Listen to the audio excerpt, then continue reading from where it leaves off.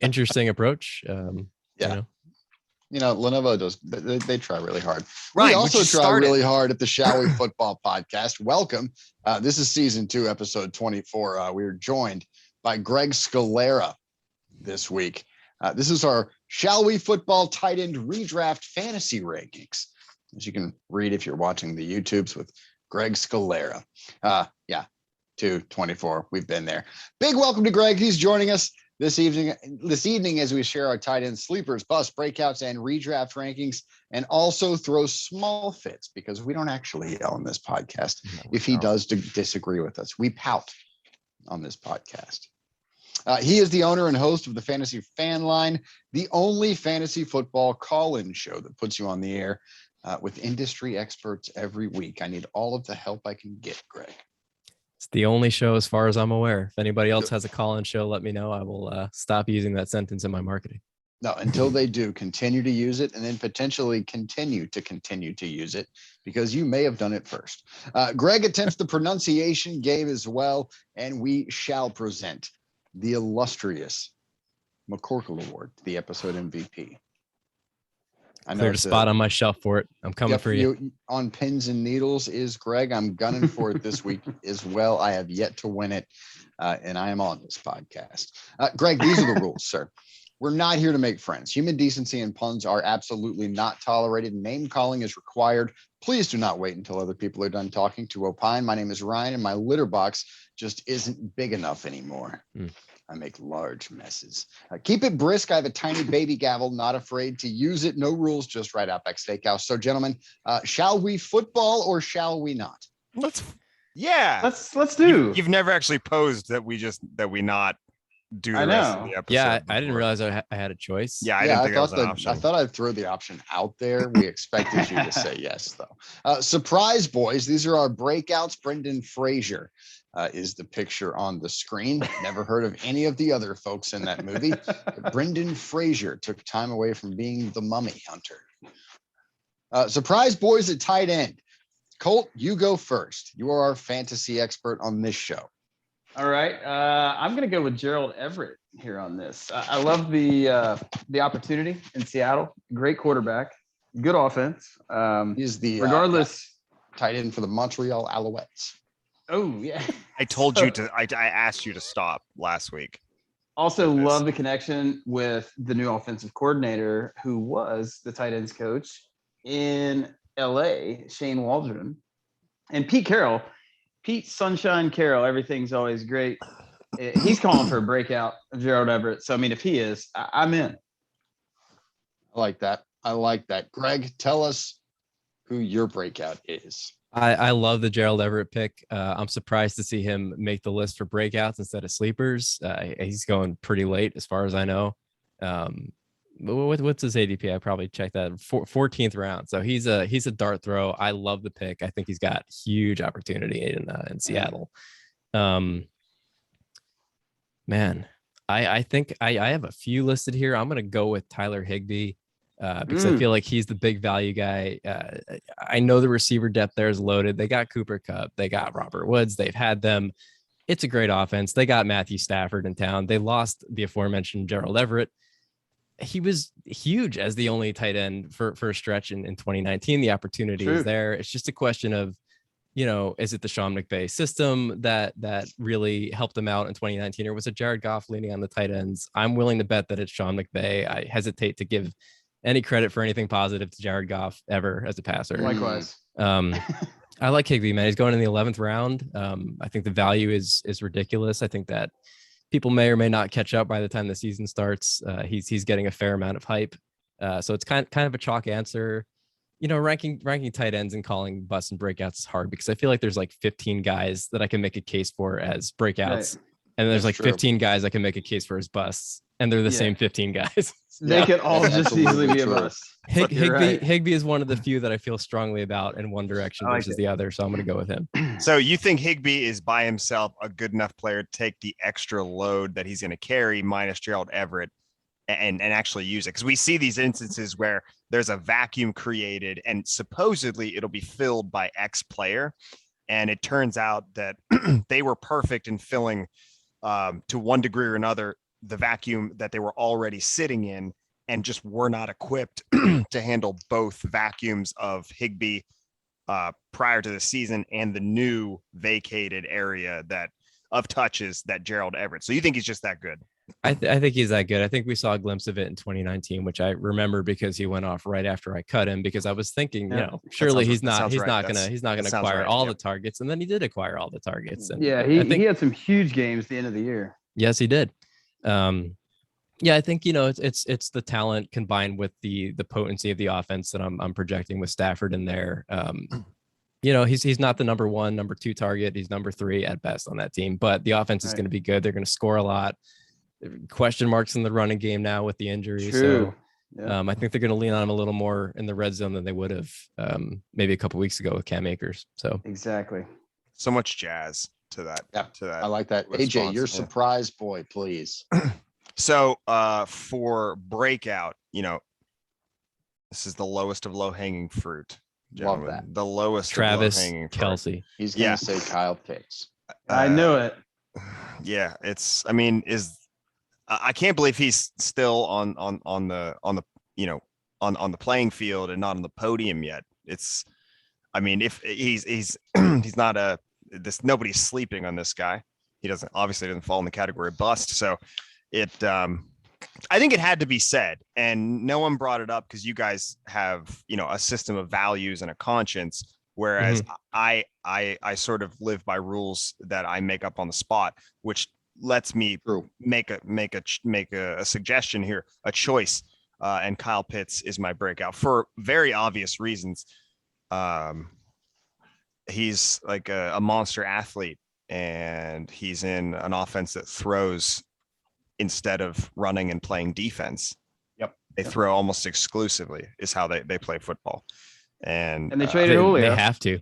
Yeah, they really have to. In all sincerity, they absolutely have to. And I don't know if there's I think there's 2 categories of breakouts. There's Kyle Pitts, and then what like the people who pay attention like deeply to fantasy would say, which I think this is a perfect description of who the experts are and who is not.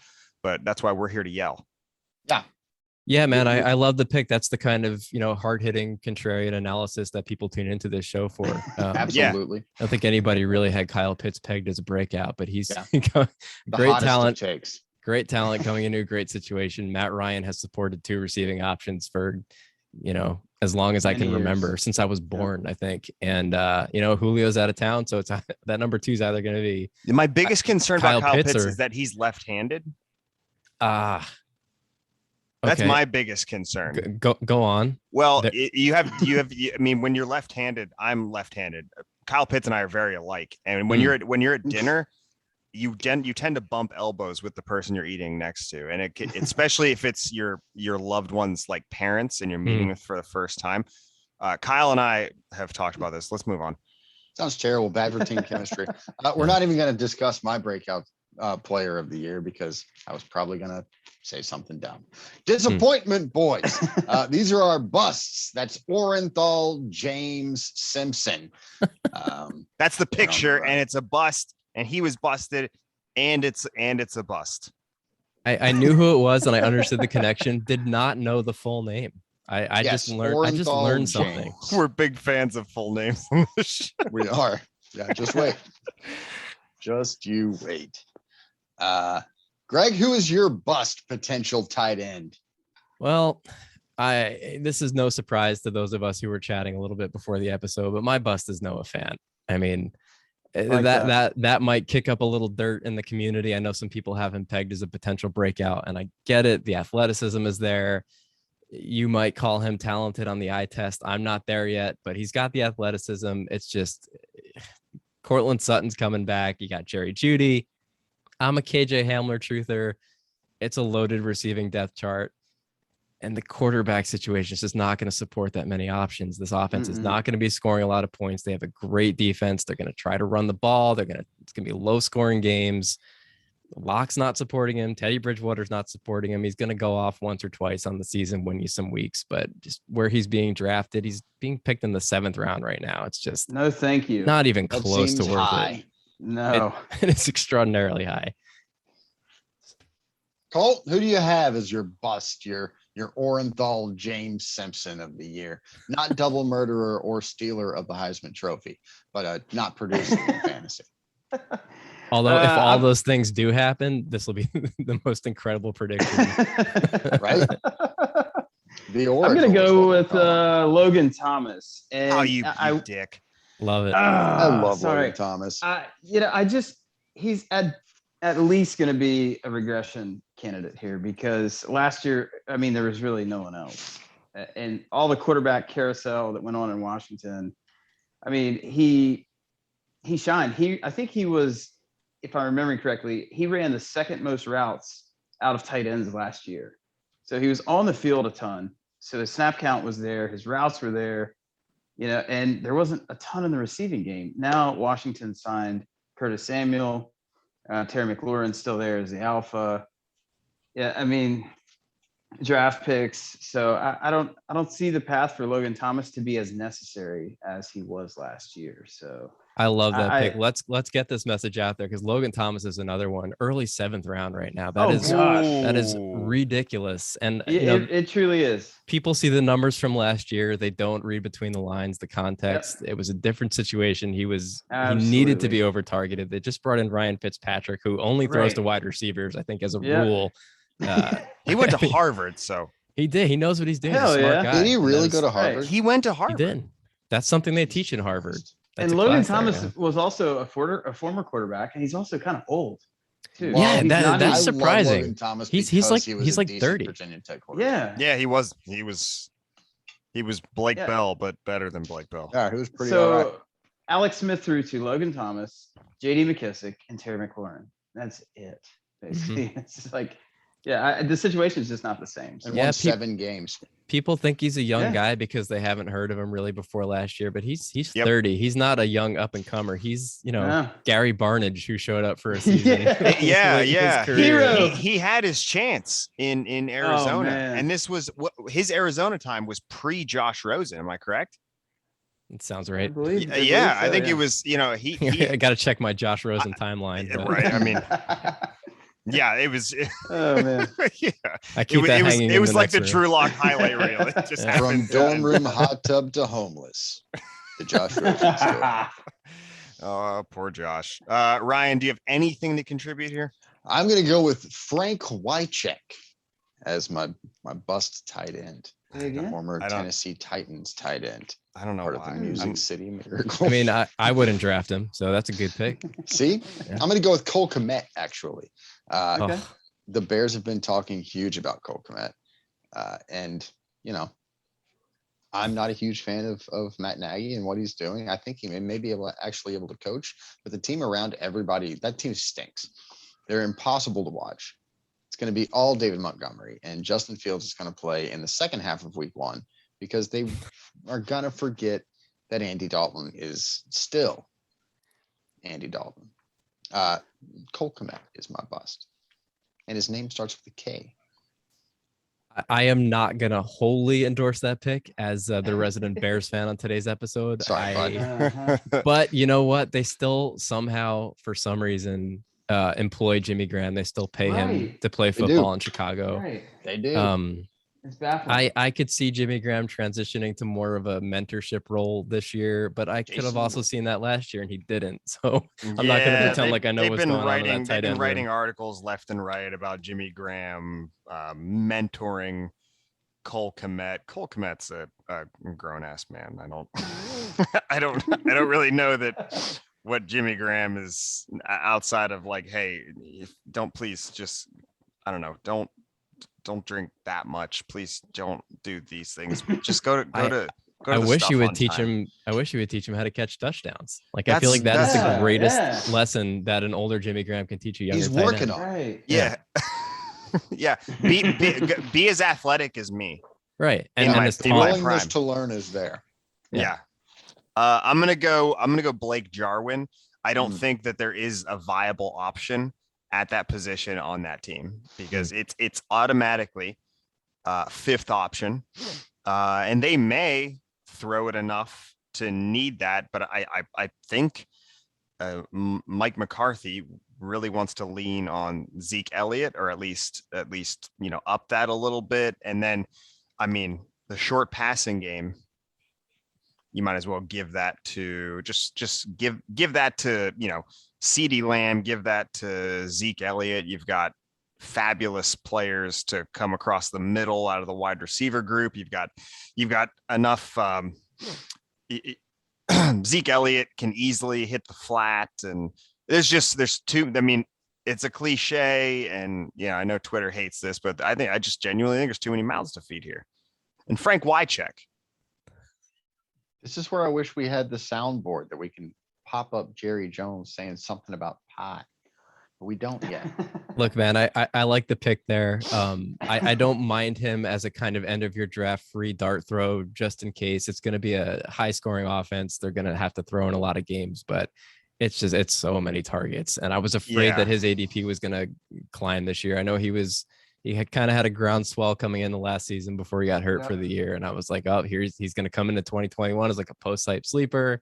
And it didn't really catch. He's not really going where I was afraid he was going to climb up in like the 9th, 10th round. So don't mind him at the end of the draft. I think you're lighting a pick on fire, but Yeah, that's where I'm at with it. I think it is a waste of a pick, and you can call it a bust even in terms of going that late and taking a flyer and riding the hype train of some deep rookie as opposed to Blake Jarwin. I think you can, I think, you're talking about a dart throw at blindfolded at a board.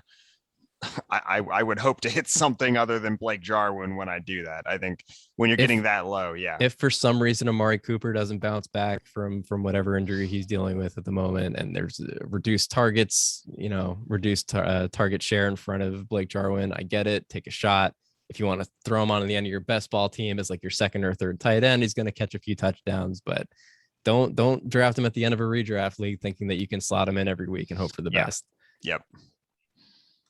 Generally do just hope for the best. Our nighttime boys, that is our sleepers. Evidence if you say so. Sleepers. Kevin Bacon and Bob De Niro and Dustin Hoffman, Bradley Pitt, Shawnee, Oklahoma.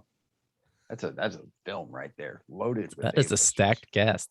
Right? Yeah. I have to watch this movie. I've never seen this movie. It's incredible. I'll watch it though. Greg, who is your sleeper? Give us all the knowledge, win us our fantasy leagues, and maybe a little bit of money. Oh man, this is again a pretty chalk sleeper. I hate to do it, but it has to be mentioned. I want to make sure he gets in this section. Adam Troutman. I don't even know if you can call him a sleeper if you've really been plugged in and kind of following the community. Everybody's trying to grab Adam Troutman, trying to grab him as the last guy that they kind of feel comfortable plugging in as their tight end one and seeing what happens. I wasn't super on board until the Michael Thomas injury stuff broke recently. Yeah. I mean, he's the wide receiver corpse right now is what? Traquan Smith and Deontay Harris. Yeah. Harris is that one really small, fast guy, right? Yeah. I'm looking for an Anquan Bolden and Des Bryant signing coming up shortly. We don't know for sure who's going to be throwing to him. I don't really think that it matters as much as some people think that it does. I think that either way, he's going to be kind of the Logan Thomas of last year, where it's just, he's a necessity. They're going to have to throw to him. I think the talent is decent. The opportunity is going to be there. It's a good roster. They're going to put up points anyway. Did you guys see the Jameis Winston video that came out today? I did. Yeah.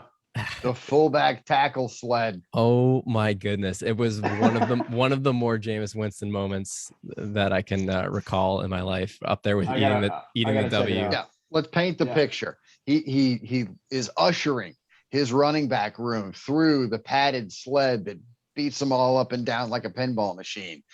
And then Jameis decides to go in there with confidence, does a little hop step, a tiny little skip, lowers his shoulder, and then just gets brutalized going through those pads. Yeah.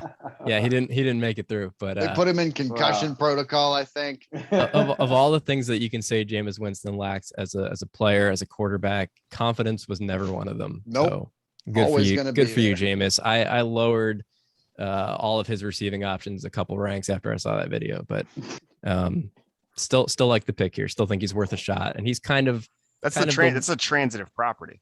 Oh yeah, for sure. Yeah. Yeah. By association, his weakness traverses to all of his teammates. But if I had to pick one sleeper that I feel pretty confident about this year, it's Troutman. Yeah. I mean, good thing about Jameis Winston, he actively eliminates excuses. He got the LASIK surgery over the off season. Now, if he throws a billion interceptions, he doesn't have that excuse. He just stinks. So well, he's going to say, I don't have a wide receiver one. It's possible that he sabotaged Michael Thomas for the same. I think that's that next. Could be it. Greg, do you think so? We talked about Tyler Higbee being a guy that has to fill a vacuum, and you think he's good enough to fill it. Now, this is an even more substantial vacuum. Is he good enough to fill it like Mark Andrews or Robert Tonyan did last year, which is still a bit of a projection, but or is he good enough to fill that vacuum like a Logan Thomas? All right, what rank of tight end are you getting? A TE like a TE top five, like a TE 5 and up? Are you getting No, and I think that's an important distinction to make, because you're looking tight end 6 to 12. You look at a guy who finishes tight end 6 on the year and you're like, oh, that's great. I drafted him, tight end 16, 17. But like, what are you really getting at tight end 6? Right. The difference points per game between 6 and 12 is like 1.5, depending on your format. So if you get a guy who's serviceable most weeks and booms a couple of weeks and you get him for free late in the draft, that's a good pick. I don't think that you can really hope for Mark Andrews level production in that offense. I just don't know what it's going to look like without Drew Brees, without Michael Thomas.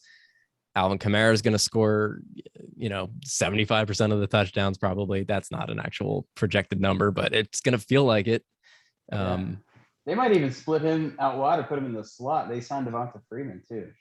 Yeah, that's true. But Troutman's going at the end of the 13th round right now. So I think to get something like Logan Thomas of last year at that round is good for me.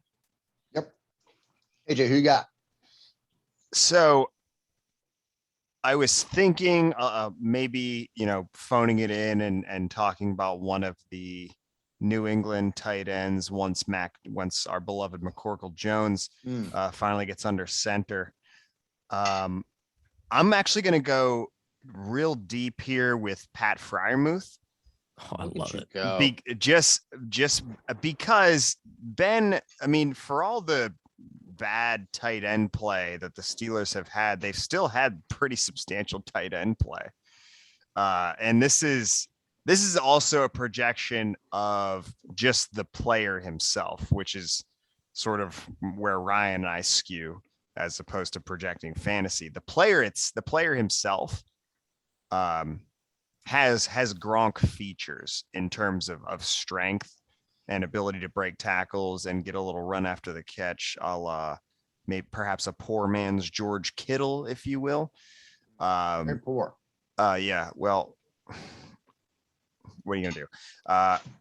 There's a lot of mouths to feed there, but the projection here is I just think he's that good. This is the same question I posed to you, Greg, about Higbee, about Troutman. I think Freiermuth is just that good to sort of transcend the numbers a bit to make him a viable pick and therefore a sleeper.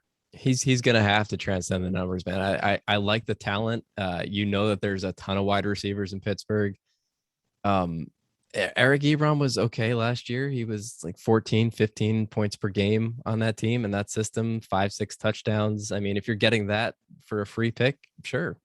I don't know that you'll have to reach that deep for a tight end sleeper. So if you're taking Freiermuth, that means that you like him over like the Gerald Everett's, for example, or, who else have we talked about? Adam Troutman, Johnny Smith. I mean, you could probably get them all around the end of your draft. Freiermuth's coming off the waivers. I was saying, I don't think you need to draft him. This is a so, guy to so stash. if you want to grab him and stash him, and if you have a deep bench, I don't hate it. I think that there's if you're looking in that range of guys you can grab after the draft, he'd probably be my pick. So love it. Yeah. Colt, who you got? I'm going with Anthony Ferkser. That's who I was going to go with. Oh, damn it. Oh, you dirty boy. Just as a dart throw, I mean, Johnny's gone, Julio's in. They have Josh Reynolds, Chester Rogers. Nothing spectacular behind Julio and Brown, and we all know that. Plus Henry, those three guys are going to be the focal point of the offense. But I think Firkser has some upside. The tight end, Michael Pruitt, he went to San Fran as well. So, I mean, I think the opportunity's there. He's pretty athletic. I mean, you could do worse. At this rate, you know, I think Greg kind of alluded to it as well. You're looking for, I don't know, what's a typical tight end stat like? 3 for 34, and they get you that touchdown. I mean, I think Firkser has the red zone presence. So, you know, worst case, maybe he gives you 4 for 40, but more often than not, maybe he gives you that red zone touchdown as well. And did you know he went to Harvard also? I'm sold. Oh, well, there's the connection. I didn't know that he went to Harvard. That just solidified it for me. I read that and I was like, okay. Yeah. Colt, you handsome fuck. Give us some context, please. All right, these are our 2021 fantasy redraft, as in, aka not dynasty, rankings for half point per reception. We're only listing 1 through 20 because, frankly, tight end is pretty much a wasteland after, I don't know, 10 anyway. So, yeah. So half point per reception, tight end ranks. All right. Here we go. 1 through 5. That handsome fella there is AJ's former roommate. His name is Evan. God rest his soul. Not because he's dead, just because he lives in Garner. Travis Michael Kelsey is number 1. Number 2 is Darren Charles Waller. Number 3 is George Krieger Kittle. That's awesome. Very Iowa name right there. So Midwestern German. Number 4, Thomas James Hawkinson. And number 5, Kyle Anthony Pitts. If you could have given me 10 guesses as to what Kyle Pitts' middle name was, Anthony would have been within the first 3. Yeah. Makes sense. It just sounds right, doesn't it? It does. It has such a flow to it. Yeah, that one felt the best to write here. Mm-hmm. Yeah. Is that his actual middle name though? Yeah, these are all 100% Wikipedia. Good, because last week you threw some at me that. Yeah, most of those were factual. A few of those, I think they're fairly obvious which ones were. Yeah, I couldn't tell. Well, I love the name. I love the ranking. I could just hear his parents, you know, using his full name to discipline him when he was a child. Kyle Anthony Pitts, you clean your room this instant. Yeah, and Kyle Anthony Pitts, you go play tight end in the NFL. Okay. And he did. And here he is. It's a beautiful story. Great character story. I like the rankings a lot here. I love the Hawkinson love. I've been seeing a lot of Pitts at 4. Been seeing a lot of Mark Andrews at 5. I can't get Andrews that high myself. I do have Hawkinson at 4 as well in my own rankings. I think he's going to be a monster this year. That's one of those situations where I think that the talent and the opportunity is going to supersede the inefficiency of that offense. Yeah. He's going to get as many targets as he can eat.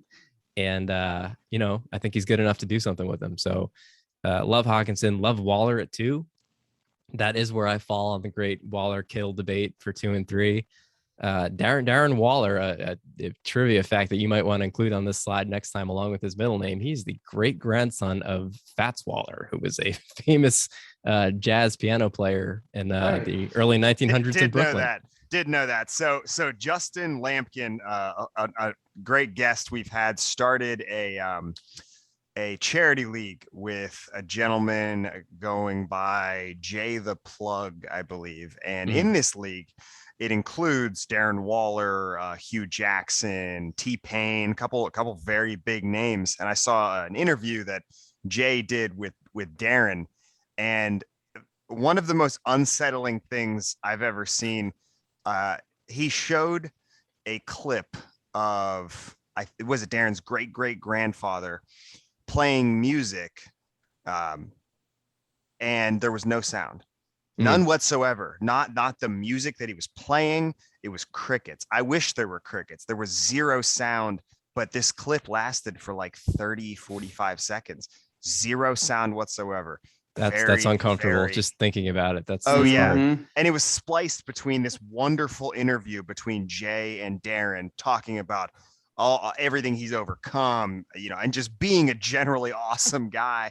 And then 45 seconds of dead silence and his great grandfather just jamming. Can't think of a better way to highlight a musician than to show a clip of them playing without any audio. That's solid media right It's there. well thought through. Yeah, I get it. We've already got a copyright strike for using the Alan Parsons Project wonderful jam Sirius, which they're kind of a big deal. I can understand that. Yeah, they're a couple people have heard of them. They have some pull. It's APP to those in the know.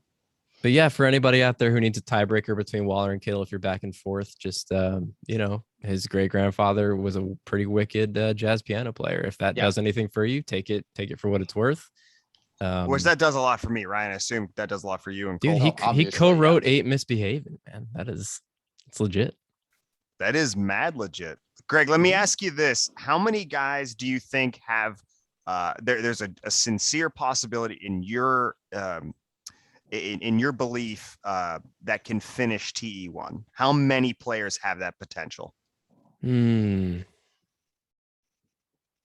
got a number in my head. I confidently I could say 2. I can maybe stretch it to 3. I think that's it. Yeah, I don't disagree with that. Yeah, I mean it's Kelsey and Waller for me for sure. And I honestly, if I had to tier them, I would probably give each of those first 3 their own tier, because I feel that even though they're ranked closely together, my opinion of their range of outcomes are very different. I can't see a world where Kelsey busts. Can't see a world where Waller busts.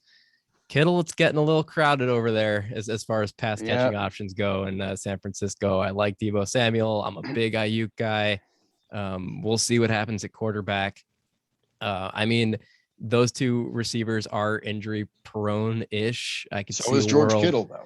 So is George Kittle. I could see a world where Kittle ends up being the only receiving option there, and Trey Lance ends up throwing the football. And that's how I get Kittle to number 1 overall. But barring, I don't like to project injuries because that could happen anywhere at any time. So I'm gonna say 2.5 is my answer. Just like trades in the NFL draft, it's a slippery slope to start going down. That's right.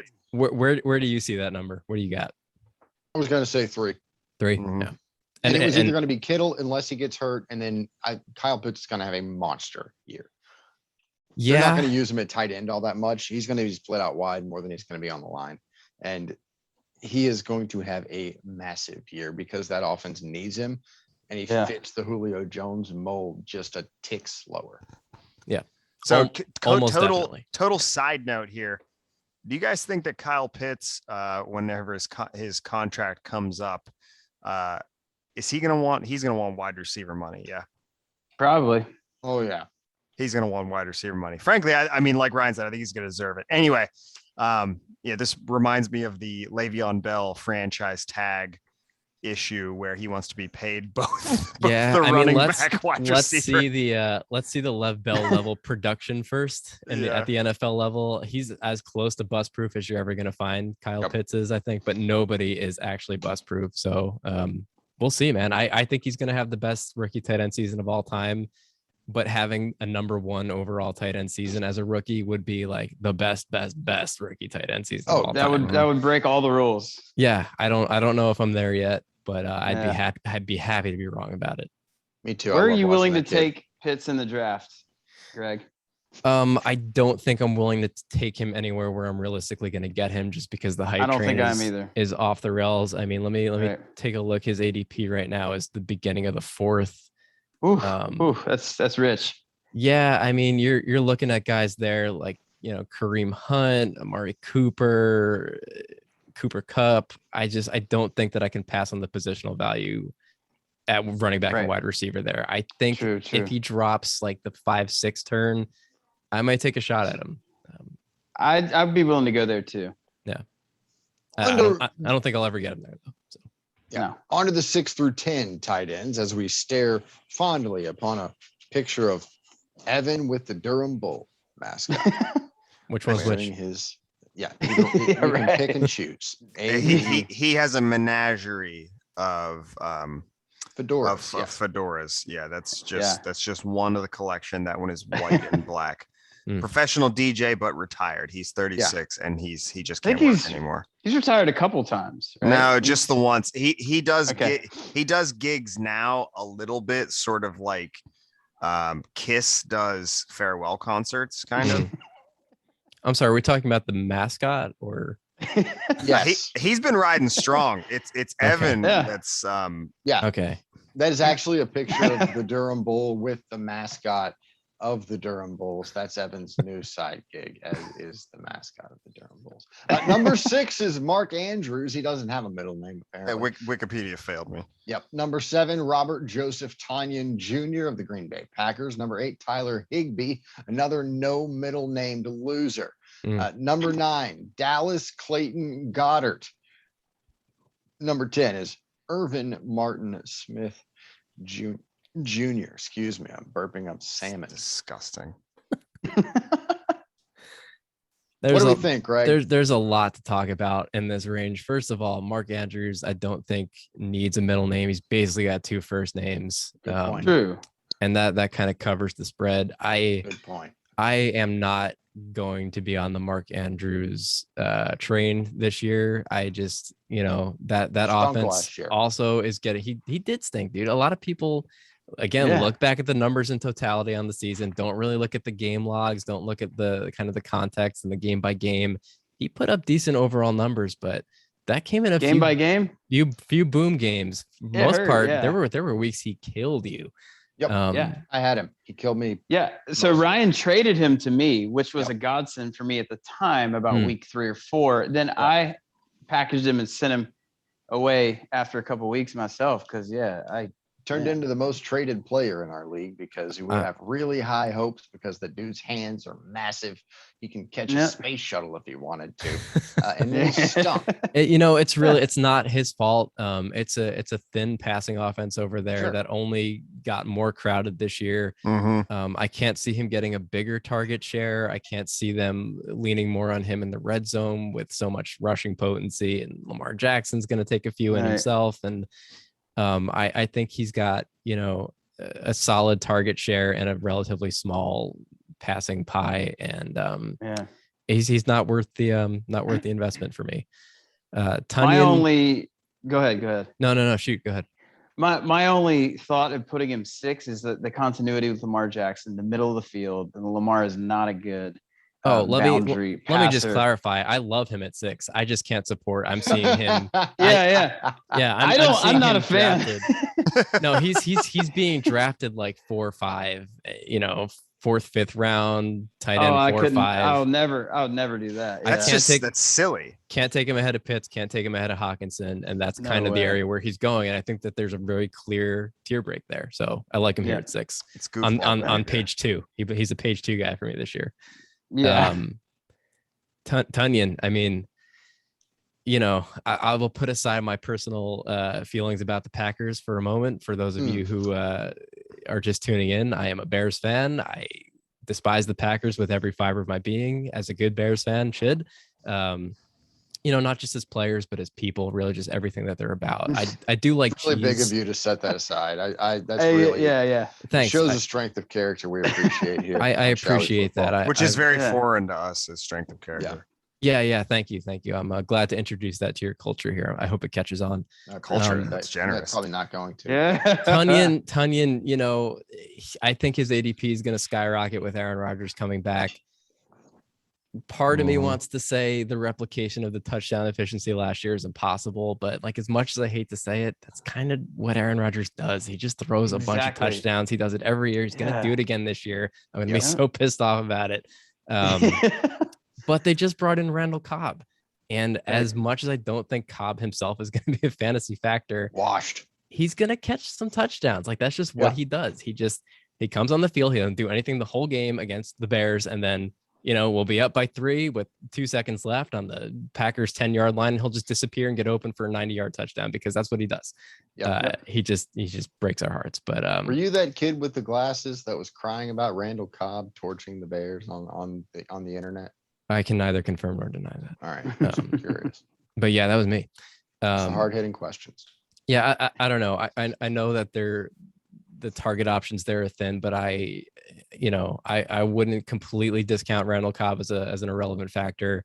He's going to take some targets. He's going to take some red zone targets, and that's really where Tonyan exists and makes his bread and butter. So it sounds like you're looking for a reason not to trust him, and I'm telling you, I feel the same way. I'm trying so hard. I just, if honestly, if anyone was going to repeat the impossible touchdown efficiencies and not kind of regress to the average, it would be Tonyan, but I'm not going to bet on that. I'm not going to take him there. I'm not either. It's hard to provide like 100% substantial fact to back this up.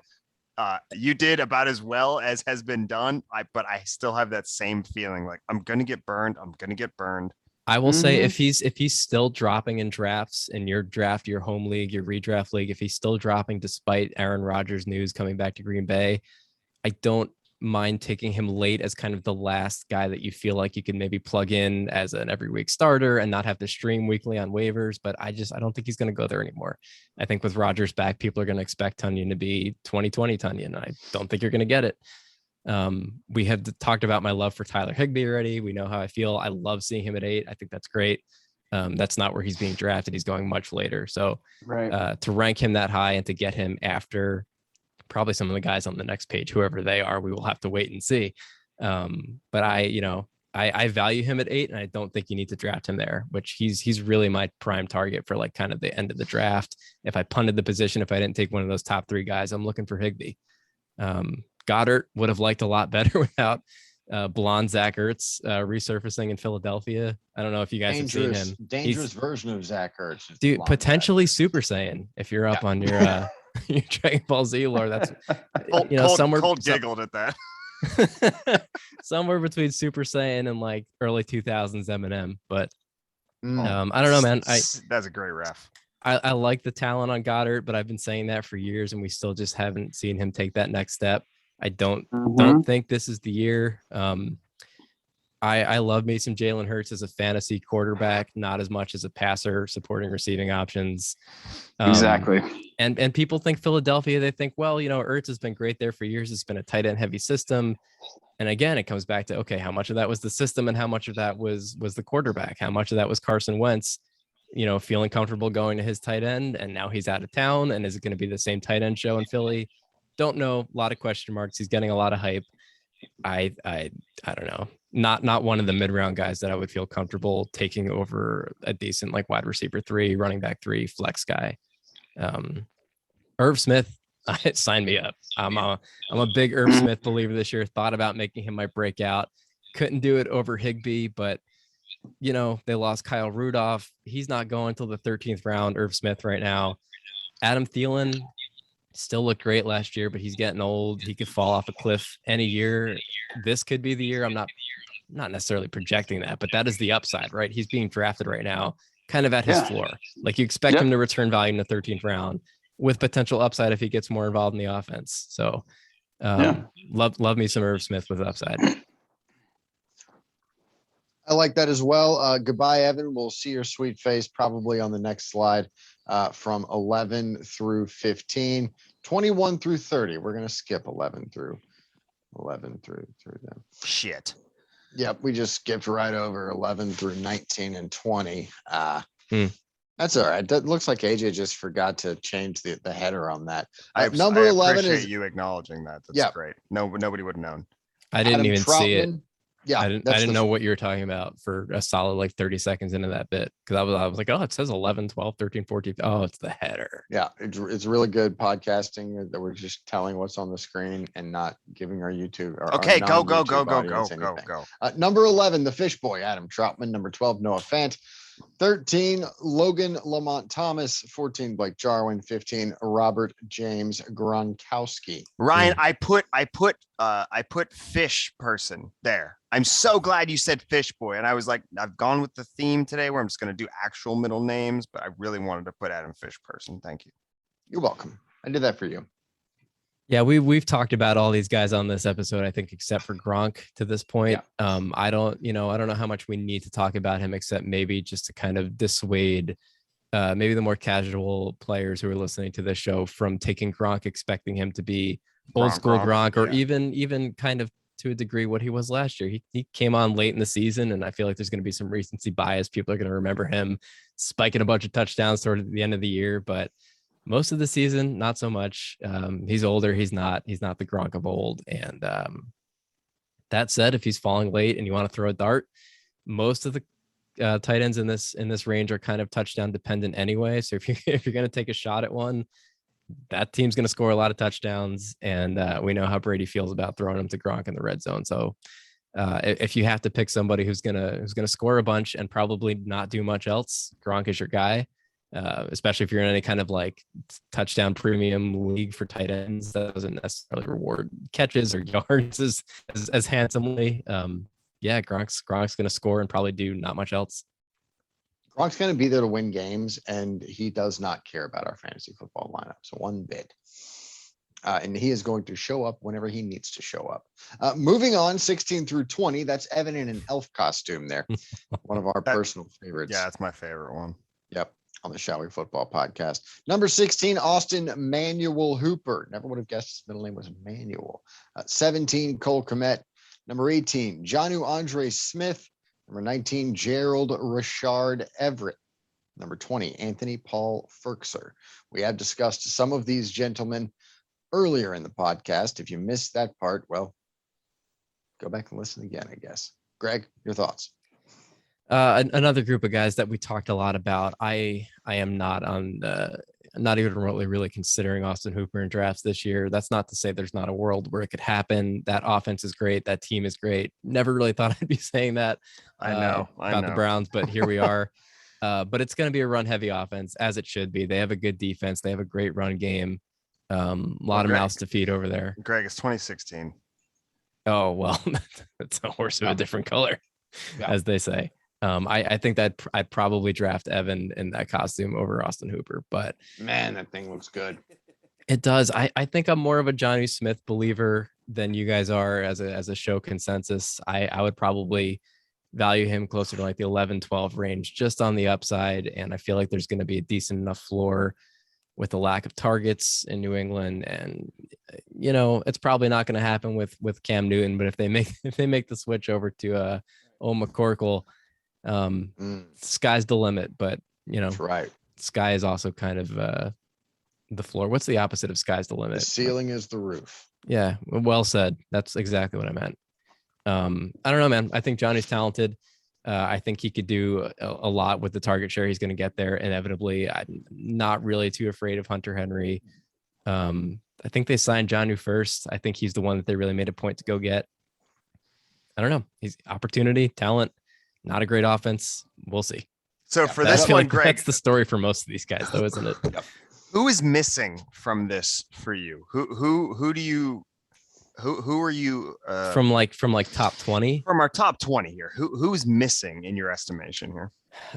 There are some guys. I think the top half is right. There are some guys who I'm not in love with, but would still probably put above like the Austin Hoopers and the Ferksers, and that would be like maybe a Mike Gesicki. Probably not a guy that I'm drafting. I don't love Tua as a passer. A lot of competent pass catchers over there, but decent enough floor with his athleticism. I don't think there's much upside, but he's a guy that you can plug in for safe maybe 40 yards a game, touchdown every once in a while. I don't think you can even really count on like Austin Hooper for that kind of baseline. So I would probably bump Gesicki in. That's probably where I'll stop. I was looking at maybe Evan Ingram. I just can't do it. I can't do it. Yeah, it's a tough trigger to pull. Yeah. I just don't know. You're right. I don't know how much I trust to his arm right now. And tight ends are not exactly a be wide open sort of position in the National Football League. and Tua likes to throw to people who are in their own area code. I will say if you're a Tua believer, if you believe he's going to take a step this year, go get Gesicki. If not, let somebody else deal with him. Yeah, I like that as well.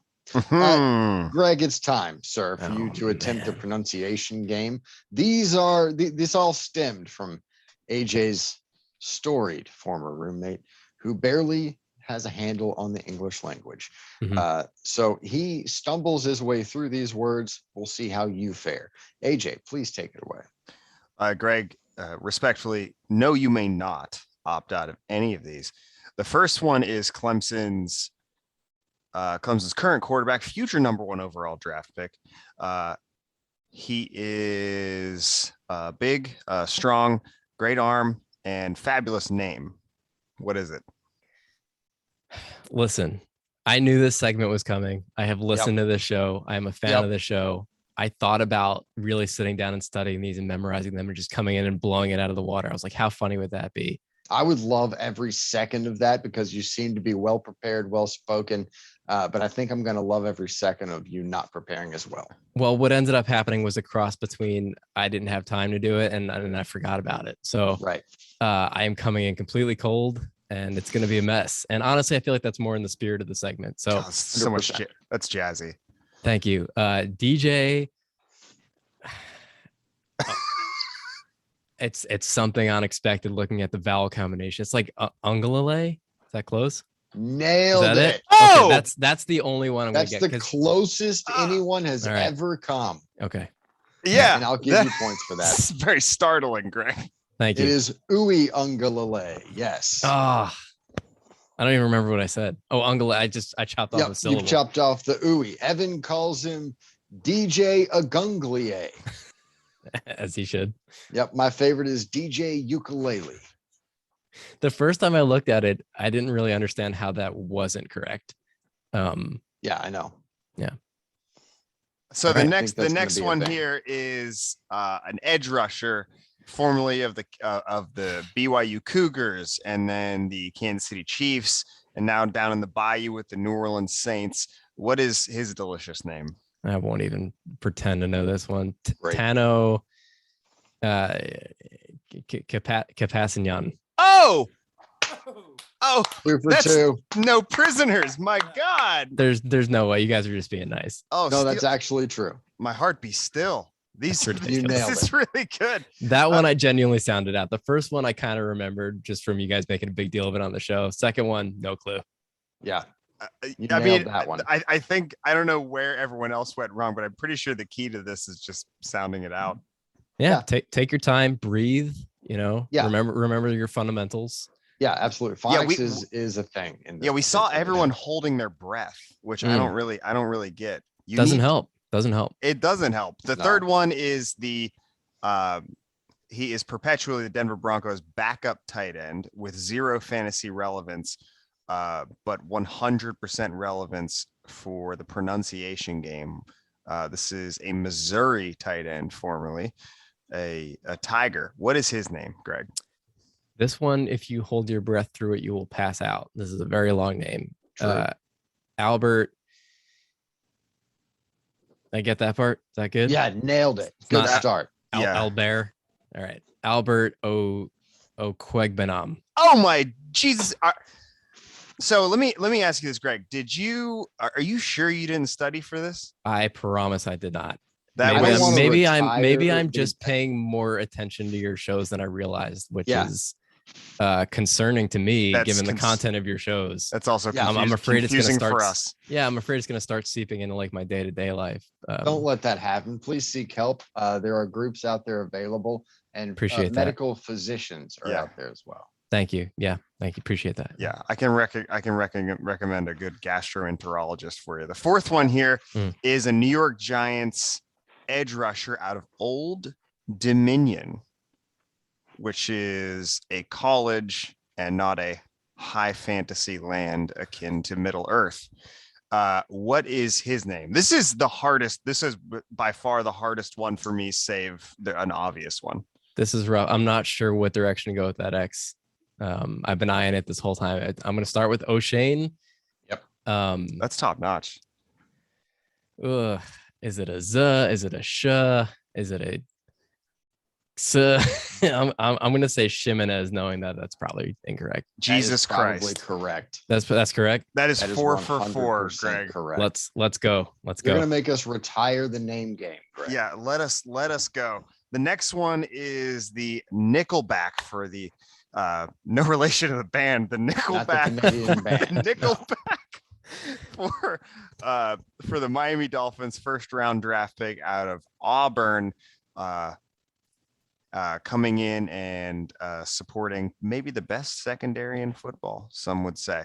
What is his name, Greg? This one is Noah Igbenogany. Yeah. Yeah, that one I had. Scratch my back with a hacksaw, Greg. The next one is that the actual lyric in that song? Yeah. I believe. Yeah. Yes. I can't understand him, so you could convince me that it's anything. I saw Nickelback in high school. How was that? Are you okay? It was actually all right. Didn't hate the show. Explains a lot about you as a person. Yeah, appreciate that. You were exposed to some trauma early on in life, and that's true. Here we are. Yeah. I call that gastroenterologist. No. Dr. Squeezy. The next one is a 1 week fantasy darling from last year. Ryan. I got stuck on Dr. Squeezy. So the next one is a wide receiver, special teamer, do everything fantasy darling of 1 week in last year. I'm pretty sure that you know this one, Greg. Please don't prove me wrong. What is his name? New England Patriots player. Well, look, first of all, I'm going to name all of my teams Dr. Squeezy this year. And for anybody who asks what that's a reference to, I'm going to tell them they have to come listen to the show to find out. So I appreciate that. Yeah. Get us viewers any way you can. Driving some traffic. This one, I believe, is Gunnar Olszewski. Yeah. Out of Bemidji State. See, but if we had done this backwards, I remember hearing his name a lot last year. If you'd asked me to spell it without seeing it, nope. Yeah, nope. Chance. It's a very Coach K vibe in the spelling. Yeah, no, Evan can't spell either, but we just thought this is more palatable for he audiences. gave up halfway through this one too. He said, Gunner, old shit. Yeah. For anybody listening via podcast right now, via your favorite podcast provider, it's a tough name to look at and really reconcile with the way that you know it's pronounced. Yep. Yeah, so it is Gunnar Olszewski. It is the spelling of the last name, and I mean this with full sincerity, is it starts with the number 1, and then there's like a green smudge, and then I think it's all the vowels, followed by a middle finger emoji, and there's like a hieroglyph of a guy on a sled. Yeah, and then there's a picture of Elon Musk is naming his second child. Yes, I read that. Gunnar Moon Unit Olszewski. So the next one is Navy's head coach, a wonderful, storied gentleman of Service Academy football fame, purveyor of the triple option. What is his name, Greg? Oh, I'm gonna tap out at Ken, and I'm pretty confident about that part. New Matalolo. You were so close. Yeah, that was Niu Matalolo. Great. Hey, this has gone so well. I'm just gonna pretend like that was perfect because there's 6 for 6, and I'll just it's 7 of 7. Yeah, I think that was a microphone issue on that one. Yeah. Really, you cut out for a minute there. The signal fluctuated, put the accent on the wrong syllable. Yeah, you cut out just for a second. We're gonna give it to you. Thank you. The next one is a linebacker for the Oklahoma Sooners, competing for a college football playoff position this year. Well, I don't know this one at all, so I'm just gonna rip the Band-Aid off. David, that seemed easier in my head to speak through that, and then once I got there, it wasn't there. David Agwegbu. Nailed it. Yeah, that's perfect. There's no other with things. The question mark at the end of it. Yeah. It's like Zhang Li 6, the LPGA Tour golfer with an actual numeral in her name. Yeah. Wow. This last one, do you have a web browser handy, Greg? I know what I'm doing. I know where I'm going. I have Go never ahead and type it actually in. looked at it. I have heard you tell people to Google it and go to Worth it. Wikipedia, and I haven't. Oh, that's impossible. Well, Greg, you want to take a stab at her? If I practiced nothing else, this would have been the funniest one to do. Maybe, and maybe you could have come out and just killed it. Maybe when I have you guys on my show, I'll have this in my back pocket. I'll be like, remember that time you asked me on your show how to say I'll do it. Kylie Fairbairn's full name? Yeah. I'll give it a shot. All right, let's go on an adventure here. Let's take a walk. Buckle it is John. I can't believe his real first name is John. John Christian Kaimi Noalua Mecca Ika Kumpa. That was wrong to the point of being borderline offensive. I apologize. May have been to the kicker, to his family. We have a large contingent of Samoan listeners and viewers. Yeah, they're all usually really tough too. So I'm going to go into hiding after this show. Yep. But most of our guests do, Greg. He's a cool dude. Like him as a kicker, like him as a player. Just can't say his name. Yep. One that we haven't quite added to the list yet is the WNBA All-Star Game MVP from Notre Dame. Well, arguably one of the most storied Notre Dame players in the history of the sports program, Arike Ogunbowale. There it is. I'm looking at it. Flows nicely off the tongue. Maybe my favorite basketball player, period, of all time. That would be a nice change of pace in this segment, because I feel like I would have gotten the first name wrong. Yeah. That's a little bit of a reversal. Yeah. Yeah. Sorry, Ryan. Award, I've tried time and time again. I am constantly usurped for our illustrious McCorkle Award. This week, I begrudgingly bequeath it to our good friend, Greg Scalera. Guys, you should. Well done, Greg. Thank you. That means a lot to me. I'm going to put it in my Twitter bio. I'd like to thank my parents for making this possible. I would like to thank McCorkle himself for having that name so that we could laugh about it during this part of the show. And I'd like to thank you guys for having me. This was a lot of fun. Greg, thank you so much. Jordan Loop is last week's winner. Greg, you will get a shout out as well on next week's show. So that's a big old fluffy bowl of crackers. Thank you to Greg. This is when we clap. Ryan, Colt, please, God. Okay, Clapping Greg. with enthusiasm this week. Thank you. Plug Greg, your shit for us one more time, Greg. Plug. I felt that round of applause all the way from New Jersey, right in my soul. Try and get it there. I appreciate you guys having me. I will plug my stuff one more time. I am the host of the show Fantasy Fanline. We're kicking off our first season August 14th. We are a fantasy football call-in show. We have different experts on every week. Most of the time they're experts. Sometimes it's these guys. And we take calls from fans like you listening to this show with questions or comments, or you just want to call and kind of shoot the breeze with some of your favorite industry experts. Give us a call. We air Saturdays, 2 p.m. Eastern time. Call us at 1-888 FF calls. And we're having these guys, AJ, and I believe the rest of the gang is joining me September 4th, I believe. That is a Saturday afternoon. Oh, where are you going? That's I have to work. It's useless, Greg. Just ignore him. Well, if you're still employed by then, we'll miss you. If you show up on the show, that's a really good codicil to put in there. Yeah, we'll know what happened. Yeah, something went horribly awry. Real quick, one more big time applause for Greg. Thank you so much. Thank you. Absolute pleasure, my friend. Ryan. Thank you all for listening to the Shall We Football podcast. Here I go, and my little medical commercial disclaimer. Please subscribe to our rich mahogany smelling podcast on any and all platforms, Apple, Spotify, Google, etc., and leave us a 5-star review wherever you listen or else. Every episode of the Shall We Football podcast also available in its full visual glory on YouTube. So like, comment, subscribe, and press the notification bell for alerts every time we upload. And don't forget to follow us on Twitter at SWF_podcast. That's at SWF_podcast. And never forget, Texas is baby. back, baby. Oh my God, is it back? You really gloss over the medical side effects of listening to this show in that disclaimer. I was expecting may cause diarrhea, sudden death. Yeah, that was initially in the beginning. We thought it might turn some people away. We're full of surprises.